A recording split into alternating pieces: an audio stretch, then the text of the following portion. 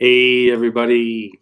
So wanted to do a little Photoshop for beginners, focus on layers.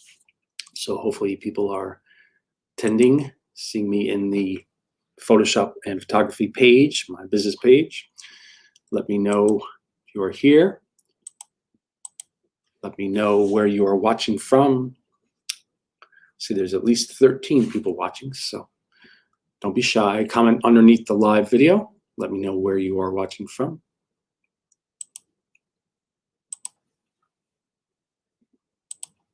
Remind people we are live.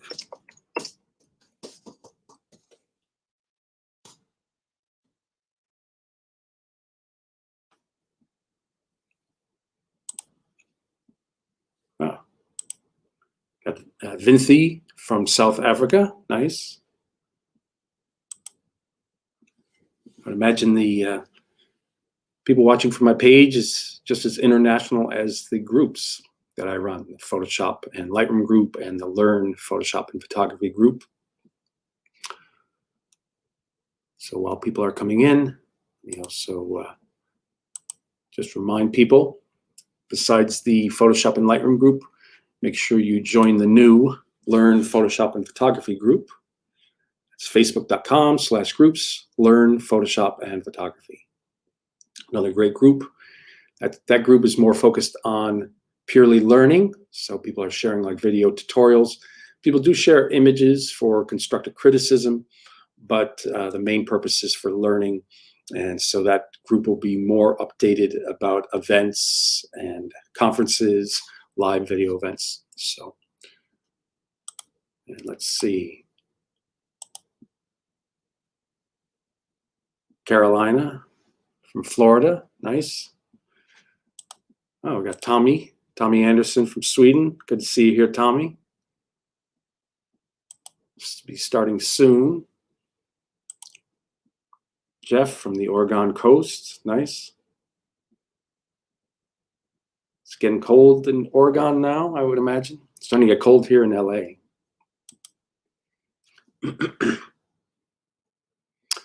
Where else is everyone from? Let me know.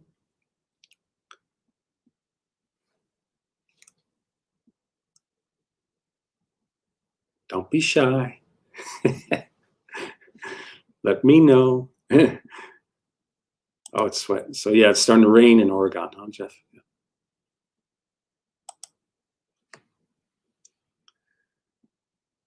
Rains a lot in Oregon, though, throughout the year, I would imagine. So, okay. Going to be starting in about 1 minute. People kind of build up attendance. Anyone else watching, let me know where you're watching from. Don't be shy. Let us know in the comments underneath the live video. People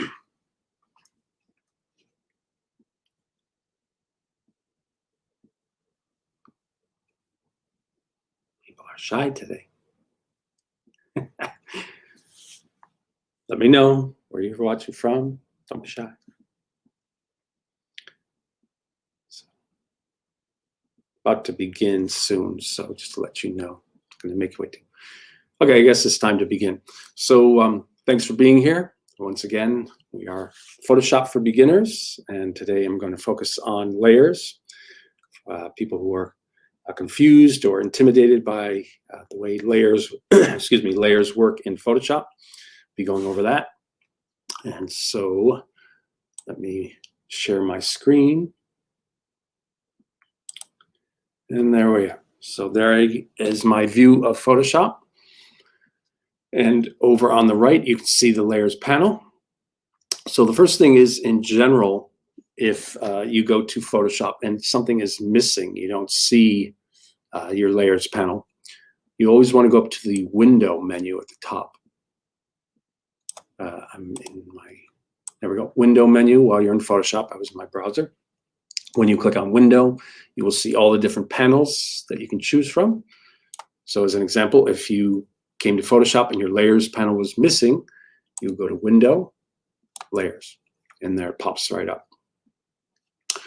So yeah, so start off any image. So if we're working on this image, and this is an image from the Unsplash stock site, free stock. Great site to get free stock for different imagery, for compositing, retouching, practice, whatnot. So any image you start off with will always say background. And so background means that it's flattened, it's not a layer. And so I'm going to go over some of the basics, features that you see at the bottom for layers and how I might work with layers when I do, say, photo compositing. So the first thing is, it's a background layer, so it's flattened. So if you were to take, as an example, the eraser, and I right-click, choose Eraser Tool, and I hit my right bracket to make a larger brush. If you were to then so-called erase, you get black because it's a background or flattened layer. It's not technically erasing. So that's why it ends up painting with like the background or foreground color. So do Command Z, go back. Now if I'm in the layers panel, if I right click, immediately you'll see a contextual menu. So I can make a layer from background or duplicate layer. What I like to do, I'm on a Mac, is I like the keyboard shortcut of Command J. So Command J, people call it jumping the layer, or it's a way of duplicating your original layer that's selected. So layer 1 is now a layer above. So if I turn the background layer off and then I turn off layer 1, you'll see that it shows a grid, which would show you transparency if I cut through layer 1 with the eraser tool. So now that it is a layer and not flattened, if I choose that eraser tool and I then cut through, you'll see the grid coming through, showing you the transparency, showing you what it cuts through to the background.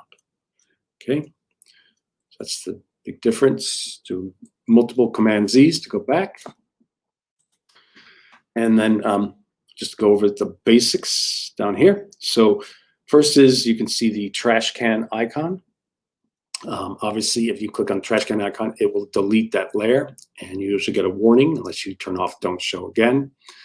An easier way, though, is when the layer is selected, you can just hit your delete key. So when you hit your delete key, it just jumps away, goes away. Okay, Command Z to bring it back. The second option, when you click on it, creates a new empty layer. You can see the grid in it, giving you that preview. And let me see if I can do panel options. Maybe I'll make my preview. Maybe I'll make it larger for today. So yeah, I made a larger preview so you can see the grid in that. So new empty layer. And the way that you would utilize that is when you create a new empty layer. That's for when you want to do things like two biggest things that I use is if I choose like a brush and right bracket, hit a few times, make it larger, and then I hold down the Option key or Alt on a PC. So Option on a Mac, click, I can get a background color, and then with the brush selected, if I paint, let me move the opacity. So anytime I choose a tool, I always go up to the options bars. So with the scrubby slider over the word opacity, I pull it to the right for 100%. So then when I paint, I'm painting on the image, right? But since it's its own layer, I can turn it on, turn it off, and it does not affect layer 1 below it. So that is one way that you can utilize creating a new empty layer. If I do a Command A, I select all, hit delete, it deletes that content. Command D on a Mac, Control D on a PC to deselect. Another way that you can utilize a new empty layer is when you're on this image. I'm going to hit F for the full frame view, so you don't have to see the images behind. It gives you a nice mid-tone gray. That's good for seeing color correctly for your frame, for your view. And then a way that I might utilize this is if I'm working on, say, a portrait, I'm zooming in using Command plus. This layer is above.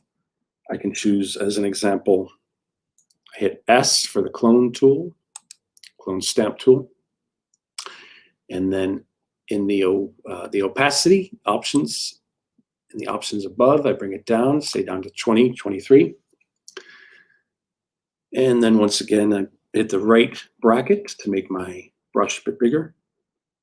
And then I do Option to select a source point of skin color underneath the eye.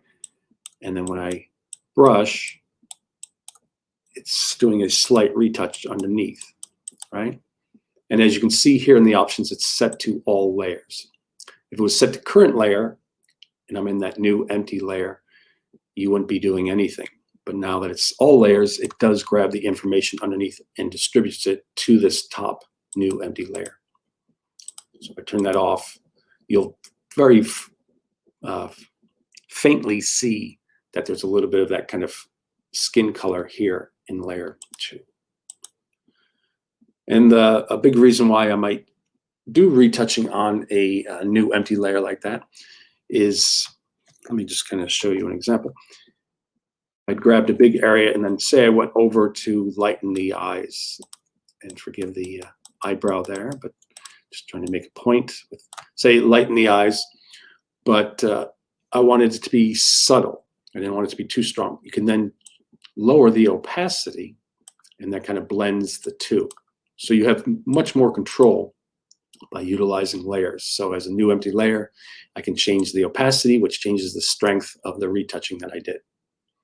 Okay, and then once again, that's just for the example of using a new empty layer. I just hit the delete key, it goes away. Another quick way of utilizing a new empty layer is, instead of just clicking the plus sign, if you hold down the Option key on a Mac, Alt on a PC, this new layer panel will pop up, and then you can title it whatever you're working on. So if I'm working on retouching the face, say like retouched or face or whatever, and that way you can keep track of your layers as you go. Okay, delete again, goes away. The next icon, you'll see this folder, which is a way of grouping layers. So say I go back to the top layer 1, and I do a Command J, do that a few times. You see there's 3 layers. So I click the top one, shift click the bottom one to select all 3. And then if I hit the folder icon, it becomes group 1. So I can have them all in one group. And that's good if you're doing like compositing. I once did a big banner, huge banner for a conference. And there was a woman who was pointing into the sky, and it was sending out a bunch of like globes and stars and, you know, elements of the universe. And there was so many elements that I would have to group, like, say, the globes in one, stars in another, color trails in another. So it's a great way to organize your layers when you're starting to build up a huge amount of them. Now, just to let you know, once again, there's always options. So if I go back to multiple Command Z, I choose the top one, do a shift click to select all. Instead of just clicking the folder, once again, if I hold the Option key on a Mac or Alt on a PC, pops up the new group from layers panel or dialog. And so instead of group 1, I could say whatever, composite. And then I can name that specific grouping of layers. So that's always a helpful way of working. It's always wise to name your layers. Any questions so far? Please let me know in the comments underneath the live video.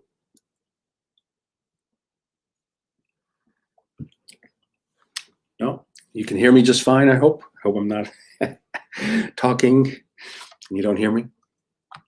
Okay. Please let me know if any questions, or you're hearing me just fine. Okay, so once again, I hit delete to get rid of the composite group.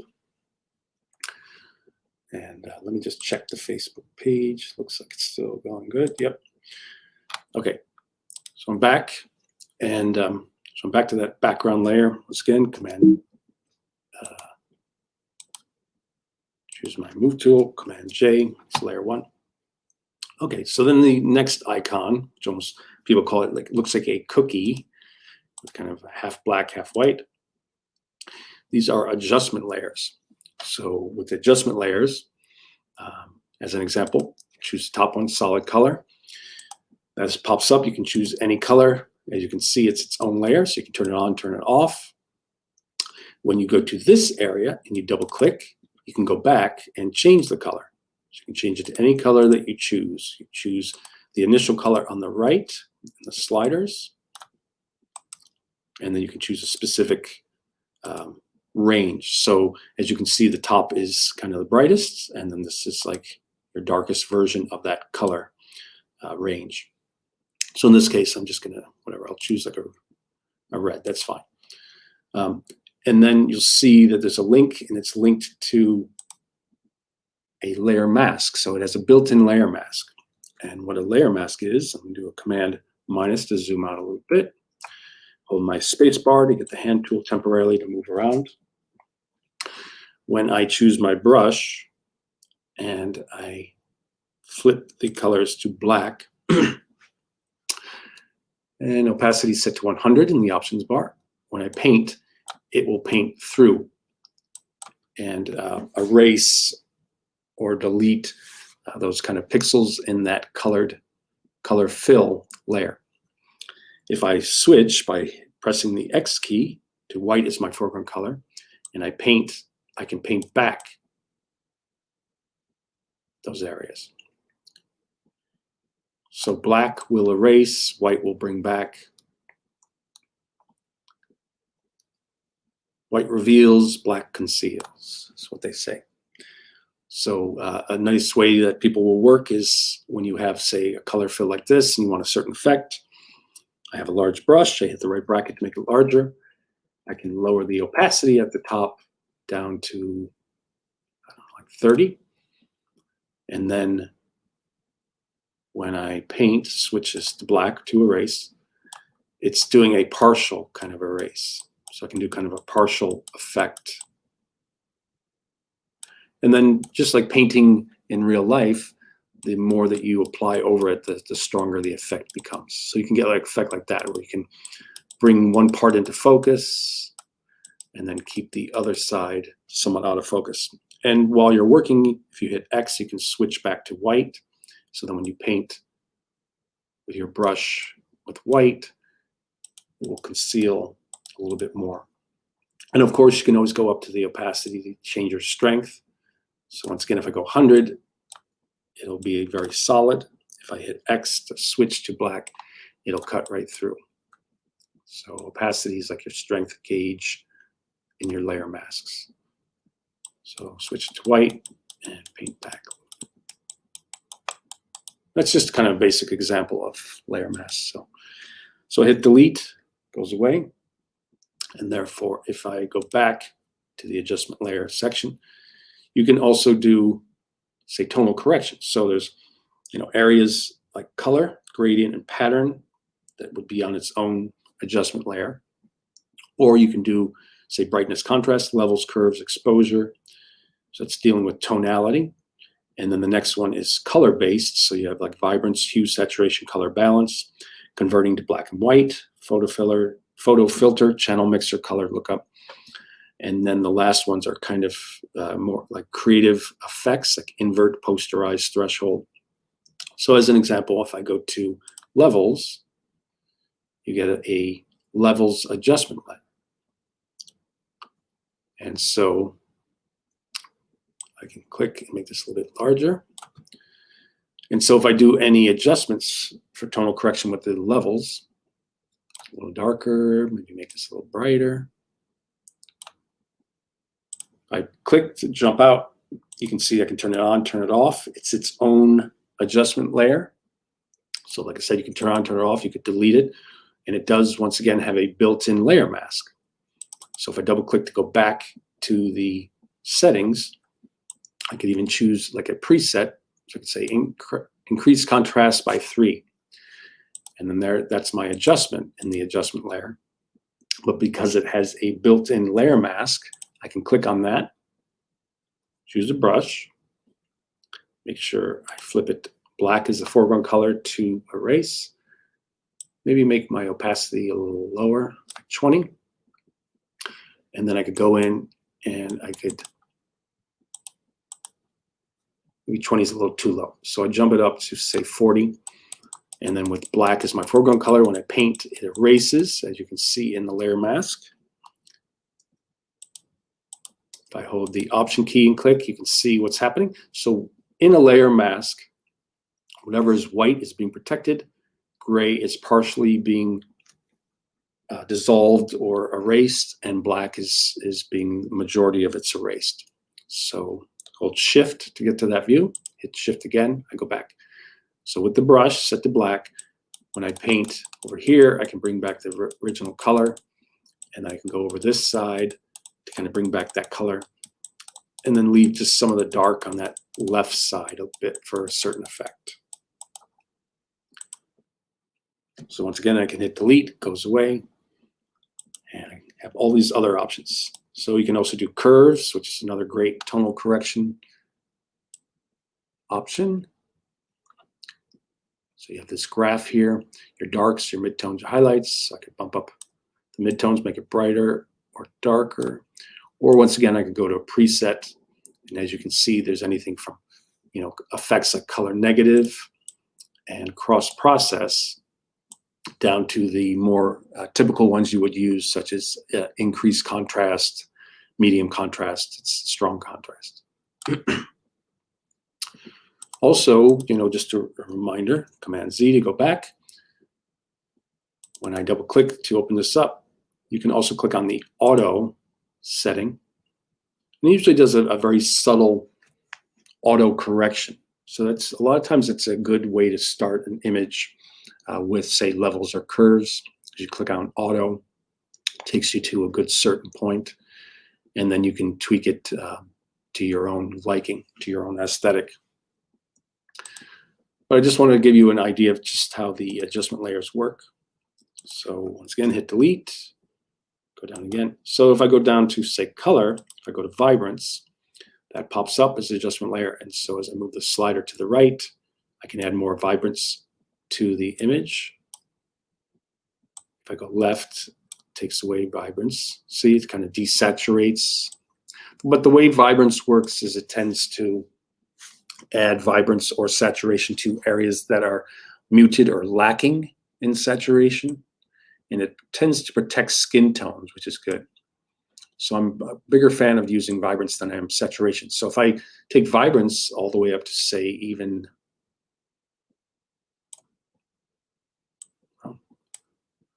say 70, there's a little bit of kind of like orange coming through on the neck in the chin area, but yet it still looks pretty good overall. If I bring this back to 0 and I use saturation, if I bring it to the same amount, you can see it becomes like neon. So saturation is something that I use very sparingly. It's mainly if an image really needs a boost, but I tend to enjoy vibrance better because it has more control and it protects skin color better. Okay, and so that's dealing with vibrance in the kind of color area of adjustment layers. And then, once again, like I said, if you go down to the bottom area, these are more like kind of effects. So you get invert, posterize. And so with posterize, it's depending on the number of levels. So when it starts off with like levels 2, it's very simplified. Levels, 6, 4, it gives you that kind of silkscreen look. And then the higher you go, the more kind of real it looks. So at level 255, it's as if you're not even utilizing the posterize effect. So it's mainly for, the lower numbers, more simplified levels, gives you that effect. You can even delete it right from here. So we do that, it deletes it right from there. Close that for now. Okay. So yeah, so once again, you have areas like solid color, gradient, and pattern. It becomes its own adjustment layer. Then you have areas related to tonal correction, levels, curves, exposure, brightness, contrast. Then you have color focused. Let me just also show you hue saturation. So hue saturation is quite nice, where you can go to where it says master and choose a specific color. So I could say reds. and then I can move the saturation slider to the right, and it would bump up the reds. But wish you could double click this to 0, but it doesn't work that way in the adjustment layer as it does in, say, Lightroom or Camera Raw. So I'll just kind of click behind the 1 and do the down arrow key, and brings it back to 0. So a better way of working, I go back to Master. One tool I'm a big fan of, especially while working with adjustment layers like this, is this icon here, the Target Adjustment tool. So instead of going and saying, okay, I want to now work on the greens, or I want to work on the reds, you can just use this Target Adjustment tool. And as you go over to your image, it looks like this kind of eyedropper. But then what it does when you click on it, it gives you this scrubby slider, and it shows you that if you move it to the right, you will add saturation, and it can go pretty extreme. Or if you go to the left, you can decrease saturation, and you can take it down to even kind of gray. And you'll notice that the face and the lips and the hair got affected as well, because it has red in it. So it's kind of interconnected. When you're sampling one area of red, it still reaches out and starts affecting other parts of red. So that's the Target Adjustment tool. And the thing that I love about it too, just to show you, is say we were focusing on the red. Double click here to get it again. We were focusing on the red, but say we wanted to give a boost to the greens. I don't have to go and choose, greens. I don't have to choose any of these different kind of color channels as such. I can just use that Target Adjustment tool, go to the image, go to the color I want, this time green, and then when I click and pull to the right, I'm adding saturation. If I click and pull to the left, I can desaturate. So I really am a big fan of that Target Adjustment tool, because it frees you up from having to manually go and choose the different kind of color that you want to focus on. You just need to click on it with that Target Adjustment tool icon and either go right to saturate, left to desaturate. Okay, so hit delete to get out. And yeah, and then another one that I'm a big fan of is you can do black and white. So you can do a black and white conversion. And as you can see here, you can still see the red, yellows, greens, cyans, blues, and magentas. It's still reading the color in the image. So you can temporarily turn off that adjustment layer to see your image. And I think by now you know that the background is pretty much green. If I double click to go back, I can choose that Target Adjustment tool again, and knowing that green will be affected, I can change the contrast of this black and white conversion by going to the green area. So I click, as I click and pull, that would be like adding saturation. That makes it lighter. So if I click and pull down, that's desaturating the greens. And it will affect a bit of the overall image, such as her cheek and her hair when you get to a certain degree. But I really love that kind of control. So yeah, that's black and white conversion. And down that little icon down there brings it back to 0 for the change I made. And, yeah, it's nice. Also, you have, when you do a black and white conversion, good to know that you have these presets. So after you convert to black and white, you can also try what it looks like with a blue filter, darker, high contrast blue filter. Some are a little extreme, but do be aware that since it's an adjustment layer, it's its own layer above your image layer. You can always get out from there. You can see that you turn on, turn off. You can lower the opacity in general, which would be lowering the effect. So you can kind of integrate the effect with the image underneath by changing the opacity. Right. And then once again, if I go back up and I click on the layer mask that's built in with it, I choose my brush and opacity set to 40. I can bring back color in specific areas. So that's how people do that kind of effect, where they isolate They can have a black and white conversion and just have one part of the image in color. So maybe go back, Command Z, I'll go to my history panel, back to layer visibility. So I'm back to square one with that. I'm in the layer mask. See, there's a frame around it. It means it's selected. When I paint with the opacity set to 40, I could say maybe I just want to bring her back in color. So I just paint on her, a little bit of the hair. Left bracket to make my brush smaller. And I could do something like this kind of effect where she comes back in color, but the background is still set to that black and white conversion. And if I was working on this for a client or a finished piece, I would probably go in and maybe even select her or use a smaller brush for the edges, but I'm just showing you this for an example. But it's a pretty cool effect, you know. So when I hit Option, you can see white is being protected, black is being erased, gray is partial erase in the layer mask.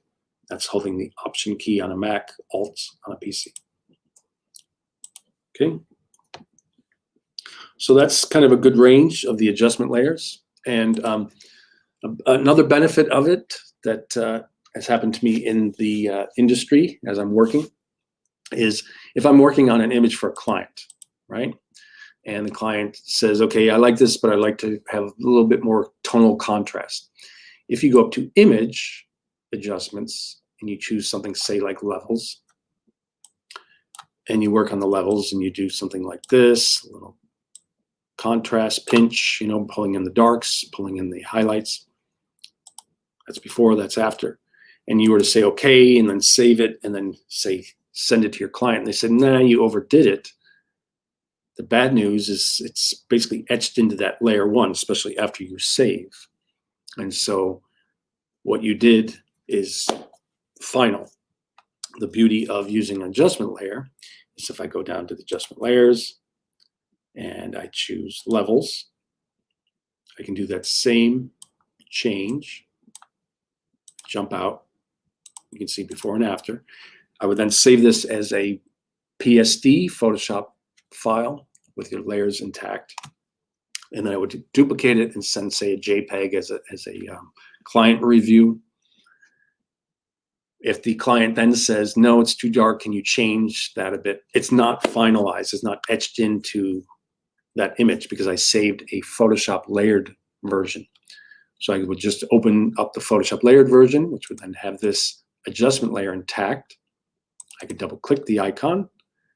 I could say, okay, he thought it was too dark. I can just bring the dark slider, black slider back to the left, and then duplicate and resave a new version for review.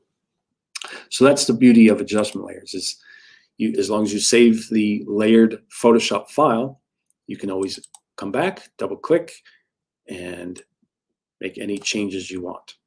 So you could save it like this, save it as the layered file, come back a couple days later and say, what was I thinking? And, you know, just go back and say, whatever, auto, and it takes it back to a nice place. And then you can, you know, make any other changes you want. But since it is an adjustment layer, it is a layer on top of the original image you're working on, and it's not etched into it. So it's non-destructive. You're saved from it being finalized. Okay, so that's one thing I really love about adjustment layers. Okay, the next icon you'll see when you click on it adds a layer mask. So let me just go back one. So say I did a quick hue saturation colorization, okay, and I make her blue, right? So I made the layer one blue, and then I added the layer mask by clicking on the icon at the bottom of the layers panel. You see it adds that layer mask. And so the same principles as before, you choose a brush and paint with black or white. So if you're painting with black and the opacity is set to, say, 40, maybe hit the right bracket to make it a little larger.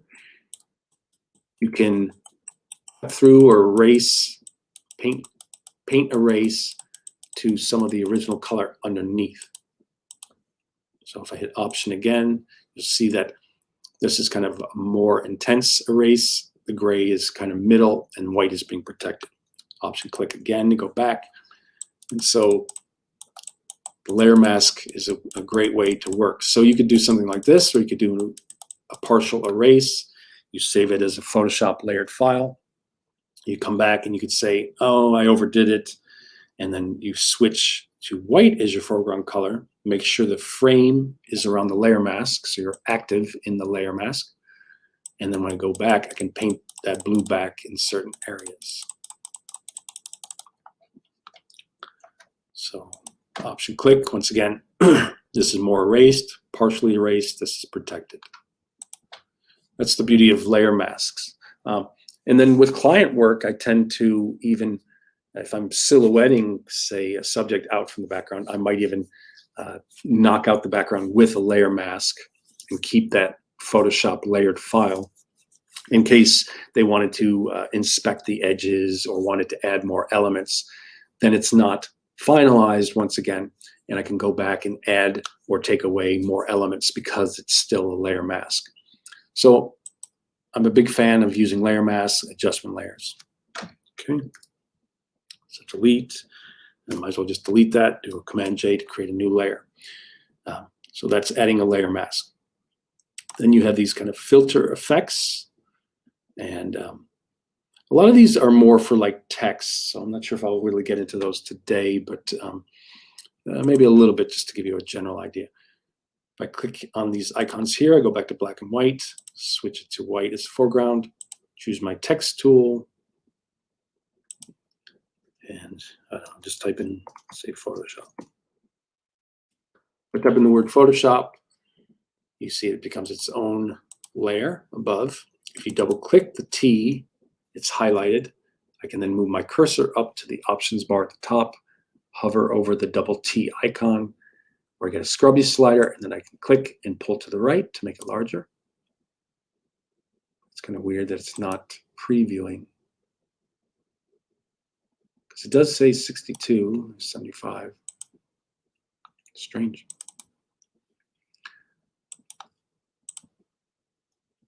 72. Okay, now it's enlarging. It's a little stubborn, but little glitches sometimes. But. So once again, you double click the T, you hover your cursor over the double T icon, and then you can pull to make it larger.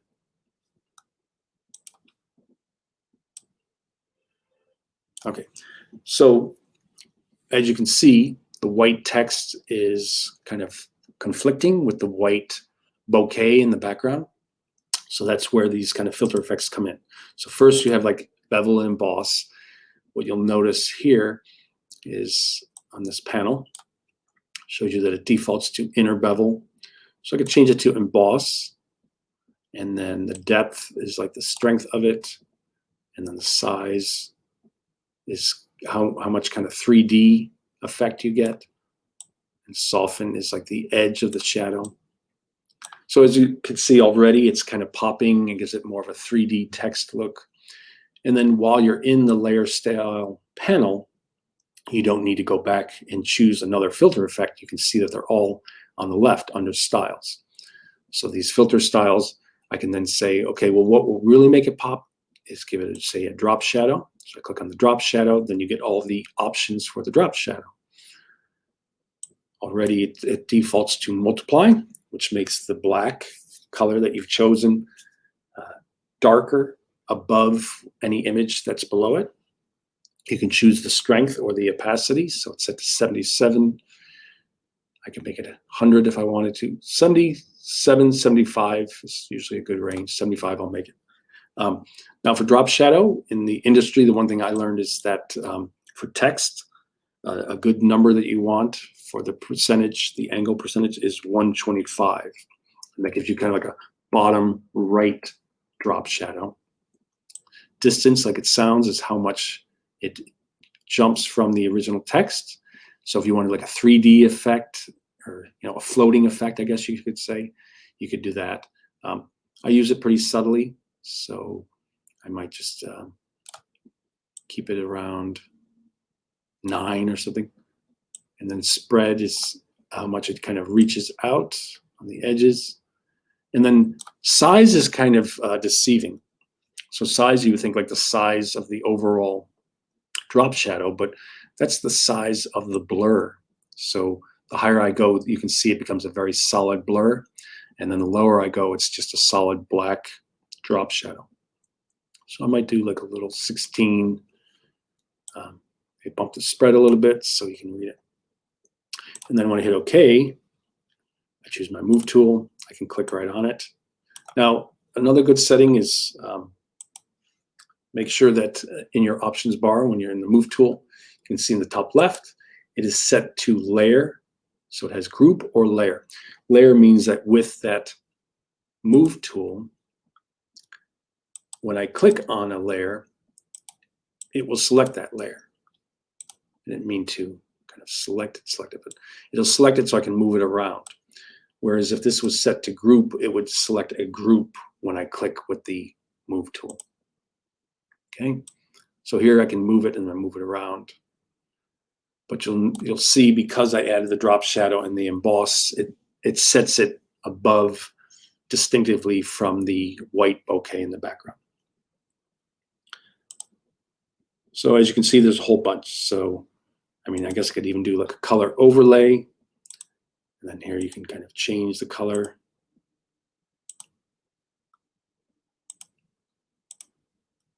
And then you'll notice all the effects get nicely listed underneath. So if you save this, once again, as a Photoshop layered file, you could go back. You could say, okay, I don't mind the kind of emboss effect or the drop shadow, but I'd like to change the color. So as long as you save the layered file, you go back. You could just go back to this layer and then click on the color overlay. This pops up. You click here, and then you can choose any color you want. Make an orange. Yep, brighter orange. Just save that as the Photoshop layer file, and you have all those options embedded into the effects. You can turn them all off at once to get a preview, turn individual ones off to get a preview of what they do before and after. And once again, you click on any name of the effect, and you can go back and change the settings. Pretty handy, pretty nice. So once again, always, always, always save a layered version of what you're working on so you can go back and make changes. And then if you are done with it and you want to show it to a client, you should always, you can, when you save, do a file save as. A lot of times when you go to, say, desktop,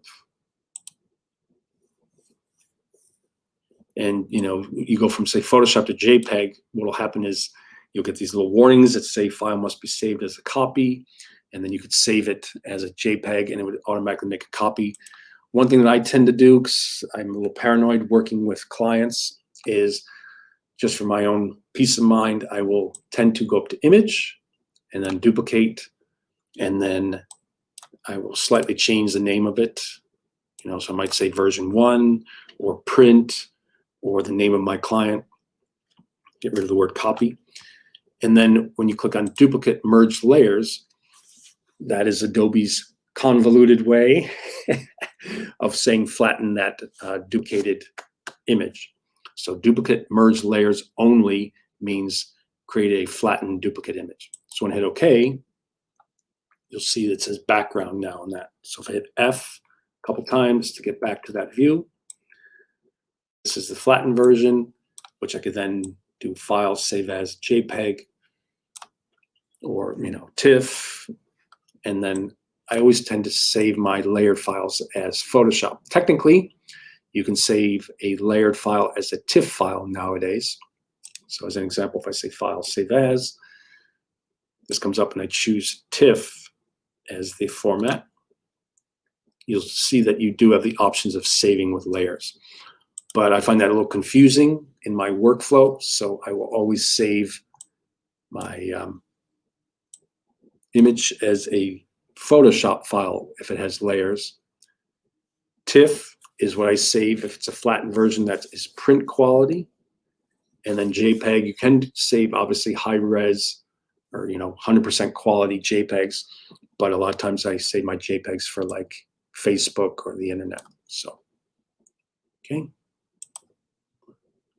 So I think that's a pretty good review of that. So let me just get rid of that. Back to that, hit F.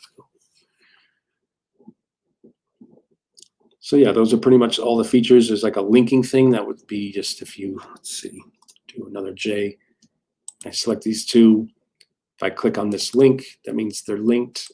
And then the two layers would be moving simultaneously when I move them. Command Z. And then I click the link icon to unlink them as well. Okay. Now the next thing that is a big feature in layers. So you have all those options there. Do be aware that you have options here on the right under the what they call the hamburger menu, the 3 or 4 horizontal lines. When you click on that, you'll see that you can create a new layer. You can copy things, duplicate layer, delete layer, quick export as JPEG or export as. You can create new group. But I tend to like to just use the little icons at the bottom for a lot of that. You can also right click and you get a lot of the same options that you get from going to the top right of the layers panel. You can merge down, flatten the image, etc. Just make sure you're doing that on a duplicated copy of your image and not the layered file that you want to preserve. Okay, so those are a lot of those options. Now, another thing, taking it to the next step, say I have this tonal range image I created. So if your darks, you have midtones, which is so let me show you how I did that. So I had made a selection and to edit fill. And so if you ever need to make true black, true 50% gray or white, you create a selection like I did with the marquee. You go to the edit fill menu, and then under contents, you can choose black, 50% gray, or white. So that's exactly what I did. Black for the left, 50% gray for the middle, and then white on the right. Okay. Command D on a Mac to deselect, or Control D. Also, just to be aware, if you have a selection, that's the oval selection. M again for marquee. Edit selection, and I want to get rid of it. It's Command D on a Mac, Control D on a PC, but you can also go up to select and choose deselect. And you'll see on the right there it is Command D on a Mac. Okay, Command D. Okay, so I have this file that I created. If I go over to my layers panel, I see the word background. I know it's flattened. I hold the Shift key and I drag it to the woman image, and there it is. So it's centered to the middle by holding Shift. I hit F to get away from the distracting background areas. And a way that I like to work when I'm resizing is if I right-click on an image, I can convert it to Smart Object. And when I convert to Smart Object, it tends to keep the original information of that image, that layer. So you have less distortion when you resize. So holding Option, I click, pull. And this doesn't have to be perfect as long as it shows those areas. There's more kind of middle gray, but this will do fine for what I need to show. So a lot of times after I've resized and I don't want the overall image to have it take up too much space when I save it, if I know I'm not going to be doing any more resizing, I can right click again and rasterize the layer. And that means I could also paint on it or cut into it, erase. So rasterize layer means that you can paint. So let me choose gray, and I can paint on it. If I choose the opacity higher, you can see that. If it was a smart object, if I go to paint, you'll get that kind of warning icon stating that you can't do it. And if you click, it'll say the smart object must be rasterized before proceeding. So that's fine. So rasterize layer. Okay, so the reason why I did this, I wanted to show you, After all those options at the bottom, you also have a series of blend modes. So with this above the image of the woman, you can manually go over and see what they do. So we go to dissolve. You're not really going to see it, but that tends to give a kind of pixelated view to your image at the top. And then you have areas that will make it so, as you can see, if I go to darken, the black on the left stays. The mid-tone, the 50% gray, partially stays, and then the white is pretty much knocked out. So the same thing goes with multiply, with a slight difference in the 50% gray area. Color burn, linear burn, dark color, you get those kind of effects. Next section is like a lighten area. So if you see lighten, you'll see that the white is preserved. Same with screen, somewhat color dodge, linear dodge, lighter color, but then the black parts are knocked out. So a good example of like the top part, which might come in handy, is if you had a image and you wanted to have, say, some text floating on top. So you had black text and you wanted to knock out the white background, and you would scan this text. You can make that a top layer, set it to multiply, and the black would stay of the text and the white would pop out.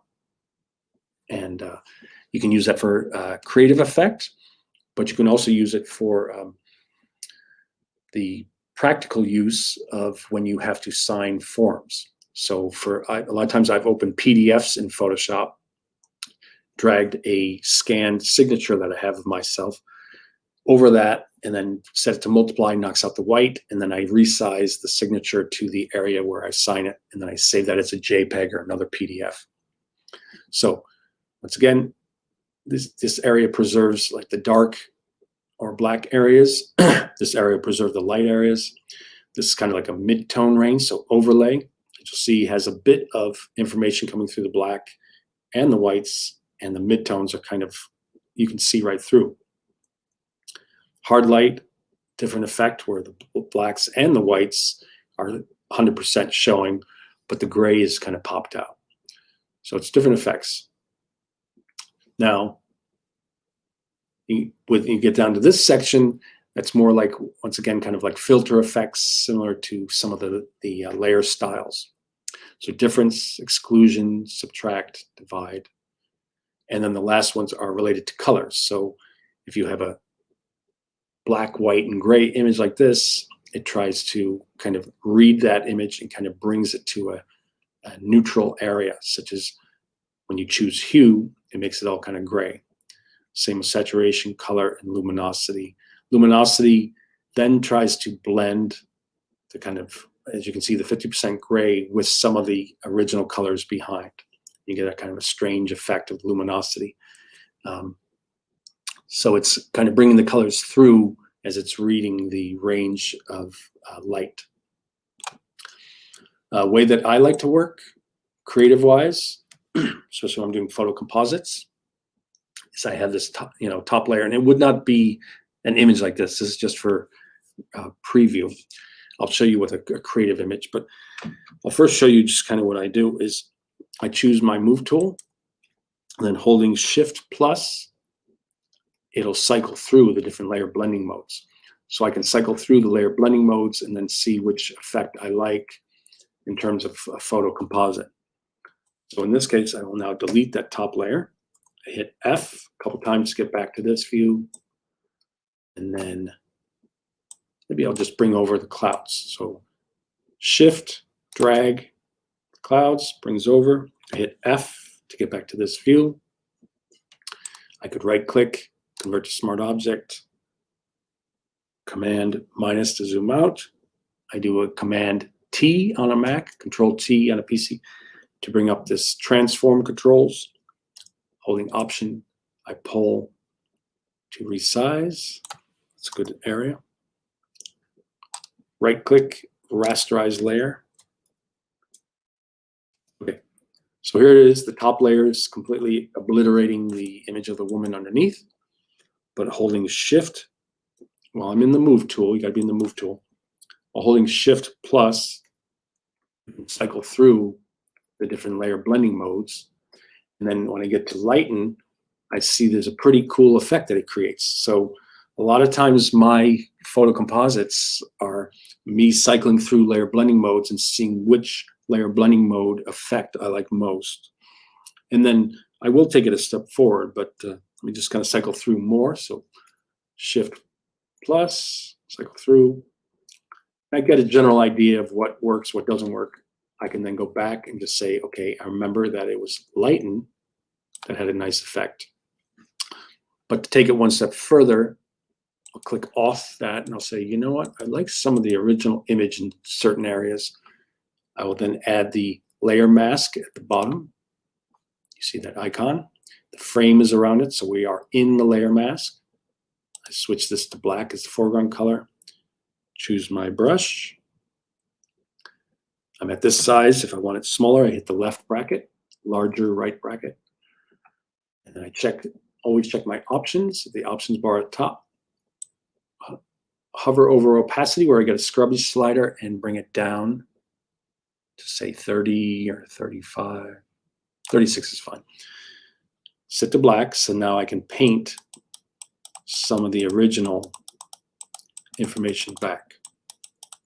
And I'm just selectively painting those areas for effect. Kind of like the clouds at the bottom. Maybe I'll bring that back. But hitting X, I can switch to black, erase. If I overdid an area, and I'm like, no, I want to bring that cloud back, I hit X again, brings up the white as foreground, and I can paint that back. So X, back to black. I can take out some of the colors up top. Just keep painting, kind of building up for strength.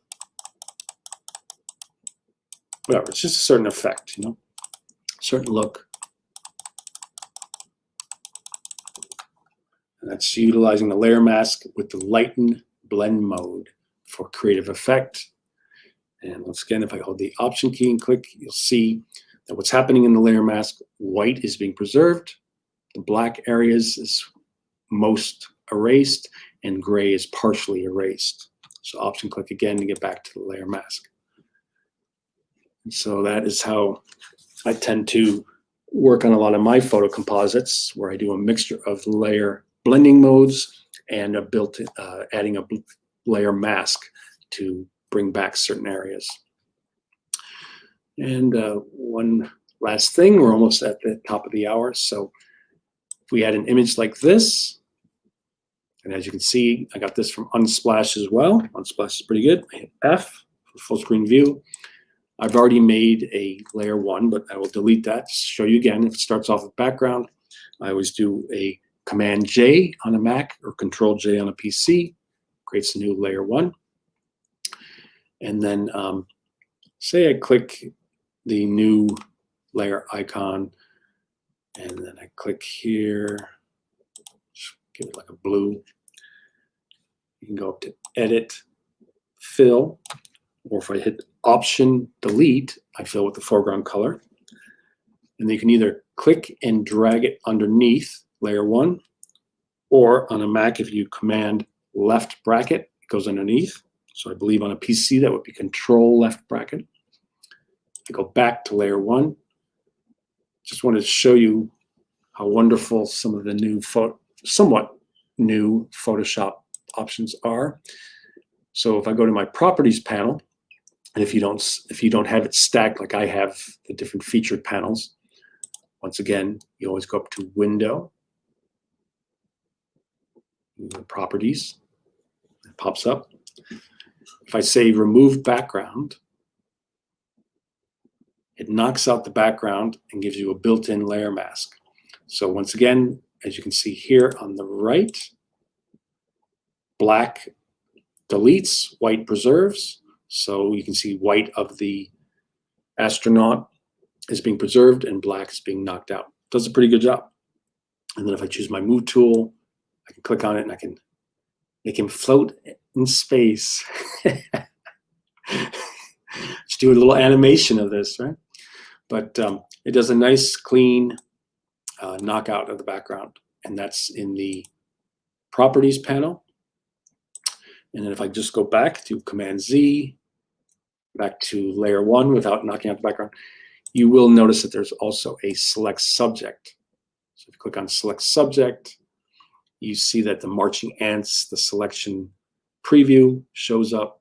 And then you could do something like, I set up my quick mask at the bottom. So if you click on quick mask, I set it to selected areas. You can choose any color you want. So in this case, maybe I'll choose a blue. I hit OK. OK. It's a little light, so I'm going to go back to make it a little more zoom. So opacity, scrubby slider, move it up to, say, 38. Hit Q for quick mask. You'll see the preview. With quick mask, it's a great way that when you've created a selection like this, and you hit quick mask, you can then choose your brush, and you want it to be at 100 opacity for solid. There's a little stuff in here. Left bracket to make it smaller. I'm in white and I paint, it'll erase certain areas. If I hit X for black, I can paint and it adds to the quick mask. So adding to the quick mask is adding to the selection. Okay. And then when I hit Q again, you can see the selection. And then choose my marquee just so I can right click and I can choose feather. And I put like a 0.8 subtle feather. And then if I click on the layer mask, it'll knock out the background. So you get the same type of effect, but then you have a bit more control in the beginning of the selection. So yeah, so we have the spaceman, the woman with the clouds. So I hope that was helpful. It's been about an hour. So that was, Photoshop for beginners, focus on layers.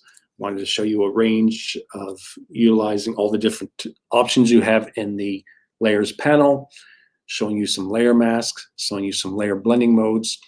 Hope that was helpful. And let me jump back to my view in the room. 1 second. There we go. So yeah, hope that was helpful, and just wanted to remind you that if you are interested, I also do online lessons. So if you want to learn Photoshop and Lightroom more, I can work on any projects with you and help go over anything that needs to be done, or help you with a goal that you have, that you've envisioned and need help executing it. I've done that for years, since the 90s. That's all I'll tell you about my age, but since the 90s, I worked for advertising and worked for design studios, and then I've been working freelance, doing photo editing and Photoshop and Lightroom tutoring. So if you need help with any of those projects that you have, I do online lessons. So thank you for your time. Don't forget to join the new Learn Photoshop and Photography group. And if you're also know me from the Photoshop and Lightroom group, I will see you there. So have a wonderful week and keep enjoying Photoshop. Thanks everybody for attending.